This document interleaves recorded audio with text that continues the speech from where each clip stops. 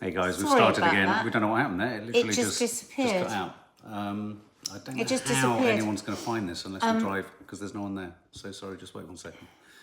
We're going to have to somehow find a way of telling people where you are.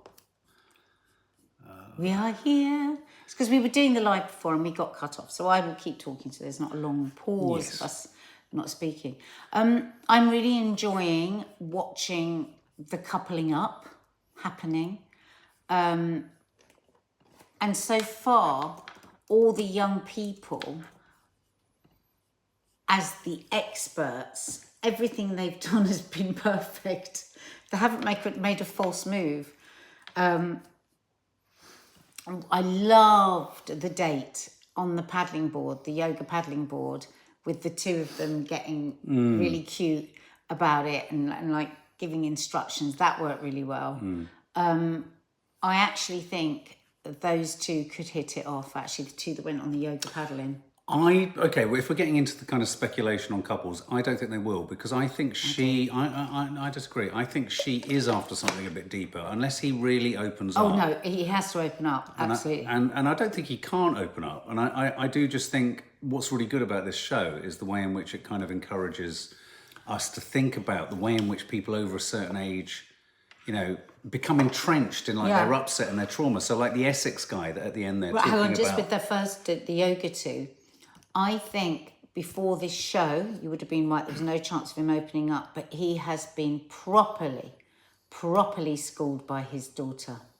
You can see him, like when she said, the one he was on the date with, so I don't frighten you then, me being deep and wanting to open up. No, absolutely not. No. I felt a bit of a grimace. I could hear his daughter in his ears, though, pushing him forward, pushing through, maybe before he would have pulled back. So, and I can really see the hands of the children. You can hear the children saying all the way through, oh my God, they're taking my advice. Oh yeah, she listened to me. Oh yeah, she's doing something that she's never done before. And I love that. I really, really love that. I like the fact that, you know, even with the daughter of the basketball player who came in tonight, you know, they had that little exchange where he said, and if my joke is kind of, if I'm going on and no one's picking up on it, you know, it's those behavioural tics. I just feel it's so unjudgy. I mean, I tell you what, okay, I've got some worries for the show, and my worries aren't about the show, but my worries are, it's necessarily going to get mucky. Because humans are. Because humans do. And so as soon as you've got all these people together, you've already got the lovely chap who's been a bit more sort of, not sexual, but a bit more suggestive, hasn't he, with the two women, the one on the date with the champagne bottle, you know, and you can see that in his own way, he's shutting things down before they get started. Clarence, I think. You know, and so I feel for him because he's jumping in every time. Exactly, and as his son is so funny. Son's so funny. But he's observing. He's in at the deep end. Oh, he's in at the deep end to Clayton. That's it, Clayton. So I love Clayton. I love his son. Yeah, but he's clearly diving in too deep, and he's causing too big a sort of tsunami. He's like going, what's going on here? Yeah, did you see him say? His son at one point said, "Did you see his neck swallow at the back when something was said?" Oh, that's the sort of thing the girls say about you. Me. Yeah, it's the observations. See his neck swallow at the back. Yeah, I mean, I just love it. And I think Davina is so gentle. And, you know, she has sobriety, a lot of sobriety behind her. So she has a lot of understanding of what makes people tick and a real warmth and kindness when somebody's vulnerable. Hayley Edwards, I like it, but it's cringy at the same time, says someone. Oh, do you think? You see, I haven't found it cringy once. Oh, well, cringy when we're watching through the eyes of the child, when the adults... Well, that's something else, because I think, you're going to have drama. And when drama happens, it's going to get a bit trickier, I think, between the kids. And it's going to be better than anything that we've seen before because it's not being forced. No. Drama always comes out of human beings. Yeah, no, but that drama, but within that drama, there could well end up being all sorts of issues between the kids if they get protective of their parents and all that kind of stuff. But also, there's at the other end of the spectrum is if things get too intimate, or if things, and I'd be curious to know whether the monitoring of their parents is live or whether there are moments where they kind of pre-record and show it, because there could be stuff that the parents would say that they genuinely don't want their kids to know unless But hang on, they're in a TV programme. They know, no. Is there anything they're willing to say on screen? They're going to be it's relatively no different comfortable. if their kids are in the other room or if their kids are going to be at home watching it once it's out. No, so I know. I don't think that's relevant. No, I know. But you know this, just because you're on television doesn't mean you don't go towards saying the things that could really compromise your relationship with someone outside of the show. So, you know, for the kids, it's I think it could be, I think we're going to start to enter really potentially tricky territory in terms of the kind of relationships between them all. But that is going to make a good programme. Let's be honest. But I mean, if everybody just gets on well and nobody I agree. gets upset and nobody has... And that's not me being mean, I want to see not. That is what we want to see in this experiment is how everybody works this out. And whether you really can, when your family is watching, when your family is being involved in your looking for love, can it really shake things up and change your patterns of behaviour? That's what I want to see. These kids really, my mum chooses the wrong person over and over again. I've told her it's time for her. You know, all these bits of advice that are coming out, I'm just fascinated. I think it's authentic. I think they can pull it off. I think they've got all the best bits of something like First Dates. You've got all the backstories of all of the characters, which I think are really rich, really emotional. I've cried and I've laughed loads all the way through these 3 episodes. And laughed in each episode. Come on. One of the things, yes, of course, Love Island. Of course, things like Love Island really offer up all the drama and all the kind of, you know, the madness. But if I'm really honest, it's all plastic fantastic. And I've got to the point now where I don't really believe any of them are actually, you know, they all know each other. Everyone seems to know each other. Whereas with these people, you feel that they're all desperately searching for something that they want, that they need, that they've struggled with in their lives. Like when the woman leapt up from the get-together, crying. Really Those moments are really meaningful. And I think in that sense, this is... And I also, the other part of it that really keeps triggering me, and I don't know if this is the case for anyone else who's in a couple, it really makes me think about what would happen for you or for me if either one of the other of us died or we separated and the kids were trying to nurse us into a new relationship. It's like, oh my God, how would that be? How would I feel? You know, so it makes me... So in that sense, I feel tragically sad. Well, when I was watching it, I was when the daughter of the Silver Fox was saying, you know, we found letters from my mum saying, you know, help him and encourage him to find somebody else. And I was thinking that's exactly what I would do if I knew I was terminal, because some people just are better with somebody else, aren't they? Yeah. And you're one of those people. Am I? I'd hope you'd leave a sort of, I don't know, a sort of Easter egg hunt of lingerie or something first. I know some people said they'd be really annoyed if their partner was ever with somebody else. Really? They'd be jealous from the grave. Jealous from the grave. Zoe makes me feel depressed as I don't want to be single at 50. Oh, now that's interesting. Interesting. So you're looking and maybe relating in points to the same feeling and thinking, there you go. You found out what it is. Got it. You've hit upon it. Soundtrack is fantastic. But people of your age can learn from it. What are these?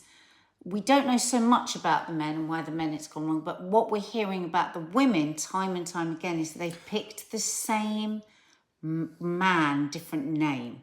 And as they say, insanity is repeating the same behaviour, expecting a different outcome. If you keep repeating the behaviour, you will get the same outcome. I'd be curious to know how, sort of, in a sense, anchored, well-grounded, and sort of not mature, but kind of, you know, reasonable they would all be if they weren't parents. I'd be interested to see a version of this show where they weren't parents. People, just middle-aged people without... Yeah, middle-aged people who are single without kids. I think that would be interesting. At one point I was thinking, I wonder if they'll pop someone in without a kid. But of course it's called Your Mum, My Dad. As you know, as soon as you have kids, you start behaving better. That's the annoying thing about having kids. So I can imagine that for some people, if you're wanting complete wall-to-wall kind of drunken madness, it's got to be... You're not going to get that with single people. I don't want drunken madness. No. I don't want drunken madness. I want people to find love. Reality. Like, you know, Big Brother in the beginning when people were really just left. And it was 24 hours. So there was no edit. There was no manipulation. You were just seeing people and the way they behave and the way they interact. And that, being a people watcher addict, that's the sort of thing I love. Who do you think is going to last? Do you think that are we currently sitting with any couples that are going to make it through, do you think? I mean, the thing is, there's no format, i.e. you go each week, is there? So there's none of that going on. So that's great. Do you think that there's a couple that's been established yet that could be? Do you see where the likely pairings are? I think the guy and the woman with the very high cheekbones, I think they are definitely going to get together. Yes. Whether they stay together, because they're both actually incredibly vulnerable. She's very vulnerable, but it's interesting watching her. She's very beautiful, and we know she's had a lot of problems in her relationships, but she's gone to super foxy now and super sexy. She was very, enchanting. I think she wanted more of a cuddle. But I wonder if, but when they were having the drink, they were really flirting with each other. Yeah, it was nice. I wonder if that's something she does as a protection when she gets to a certain point. 'Cause she was a bit like, oh, well, you haven't said that. Oh, well, I mean, I used to do that when I felt vulnerable. I would take all the power. So, you know what I mean? So, is that them connecting, or is that her repeating the thing that she does when she feels vulnerable, which is to take control and be the sort of sexy? But did you notice that when she did break down and have that moment, she was kind of she was really nuzzling her head forward, and he wanted to. No, the two of them didn't know how to. It was so but they sweet. just missed. Like when you go to kiss and you kiss the wrong side. It wasn't that he didn't want to. No, just, absolutely. It was just that they missed it. And then it was interesting because her daughter afterwards said, "But I'm not sure if this is going to because I don't know if he's opening up." And I was thinking it's because he didn't hug her when you knew she needed a hug. It was so cute. Miriam W, I'm sick of the same shit, different day with Love Island and Married at First Sight. It's quite sound, that. But this program is so real. It's so real. It's really refreshing. No, yeah, I love it. I agree. Please, God, let's have another series. And I thought it was interesting to see that the son of the woman who ended up on the paddleboarding date was really uncomfortable when it was Clayton and his mum. Because Clayton had come on very sexual. Yes, right yeah, and you can say, but wasn't it interesting when you saw the kids visibly relaxed and they talked about the whole stepsister prospect, didn't he? Yeah, he didn't actually like it when named it came on sexually, No. and neither did Clayton's son. No, actually, he said that's pull true. back. But I don't think it is about sex with him. I think it's about him not knowing how to communicate.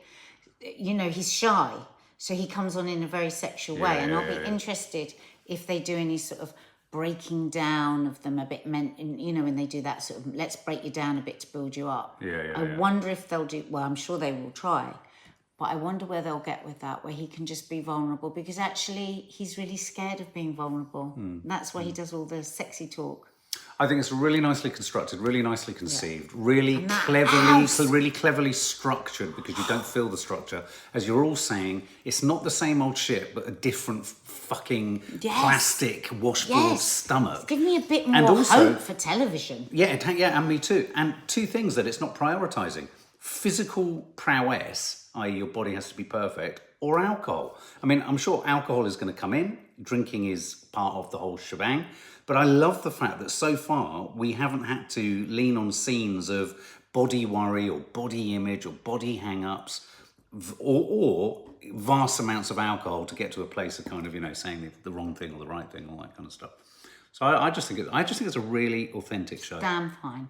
Really good. Thank you very much. Thank you very much to everybody. We love it, and we want more. I tell you what I do want, though, is I want your grandmother, my granddad. I do think that would be good.